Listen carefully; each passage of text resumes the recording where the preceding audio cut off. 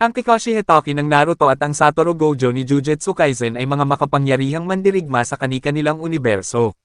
Ngunit sino ang mananalo sa isang laban? Gustong-gusto ng mga tagahanga ng Jujutsu Kaisen at ng Naruto anime ang kanilang mga puting buhok na senseis, sina Kakashi Hatake at Satoru Gojo at sa magandang dahilan. Pareho silang makapangyarihan, kilala sa buong kani-kanilang universo para sa kanilang husay at lakas, at nagsisilbing mahusay na mga tagapayo para sa nakababatang henerasyon na pinagtutuunan ng pansin ng mga palabas.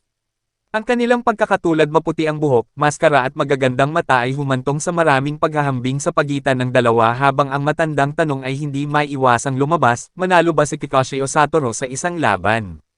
Para malaman kung sino ang mananalo kung sakaling mag-away ang dalawa, ikumpara natin ang kani-kanilang mga kakayahan at tagumpay at alamin kung alin, sa layunin, ang mas makapangyarihang karakter. Mga kapangyarihan at kakayahan ni Kakashi Hatake. Ginamit ni Kakashi ang kanyang bagong lightning blade.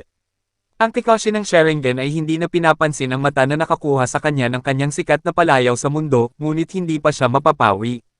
Habang mayroon siyang Sharingan, sinabing nagdagdag si Kakashi ng mahigit 1,000 jutsus mula sa maraming lupain sa kanyang arsenal. Bukod sa pagkopya ng umiiral na jutsus, lumikha din si Kakashi ng ilang orihinal na jutsus kabilang ang Chidori na kasalukuyang pinapaboran ng Uchiha clan at ang hindi gaanong matinding Purple Lightning na magagamit niya kahit walang Sharingan.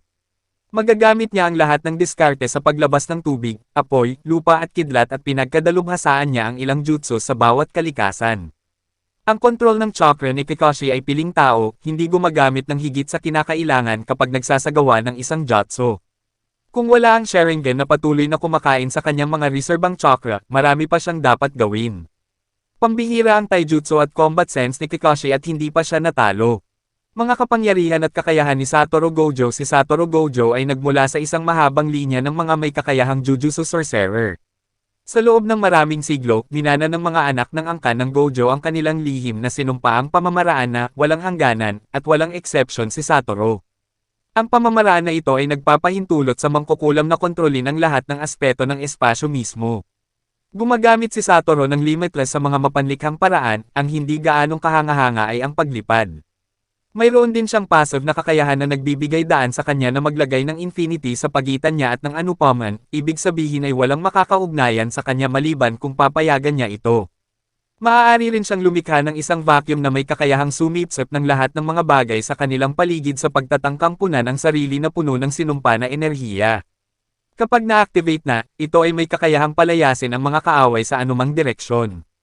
Kapag ang pakiramdam niya ay partikular na agresibo, maaaring pagsamahin ni Satoru ang mga pag-atake upang lumikha ng Hollow Purple, isang sinumpaang pamamaraan na nagpapakita sa anyo ng isang higanting purple na globo na nagdi-disintegrate sa anumang anyo ng bagay kung saan ito nakipag-ugnayan. Namana rin ni Satoru ang Six Eyes mula sa kanyang clan, kaya siya ang unang tao sa loob ng 100 taon na nagtataglay ng parehong mga diskarte. Ang Six Eyes ay bihirang magpakita sa mga miyembro ng clan at tanging ang mga nagtataglay nito ang makakagamit ng limitless sa buong potensyal nito, na ginagawang si Satoru ang pinakamalakas na miyembro ng makabuluhang makapangyarihang Gojo clan. Kakashi vs Satoru, sino ang nangunguna? Si Satoru Gojo ay nakikipaglaban sa Jogo sa Jujutsu Kaisen sa Six Eyes. Si Satoru ay may maladyos na pangunawa at ang kanyang kakayahang magproseso ng impormasyon o anumang uri ng stimuli ay higit sa sinumang tao. Nakikita niya ang malayo sa malayo ng walang maliwanag na mga limitasyon upang makita ang pinakamaliit na pagbabago sa anumang labanan, na nagbibigay daan sa kanya upang lumikha ng isang perpektong counter ng walang anumang time-lapse. Si Satoru ay napakalakas din sa pisikal at isang napakahusay na hand-to-hand brawler sakaling mangyari iyon.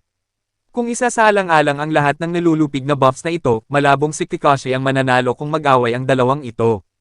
Ang Infinity Barrier ni Satoru ay maaaring tumagal ng lahat ng kanyang ninjutsu attacks ng madali, at walang genjutsu na si Kakashi ang makakaisip na hindi makikita ng Six Eyes. Hindi nito ginagawang mas mababa ang kasanayan ng Naruto Sensei.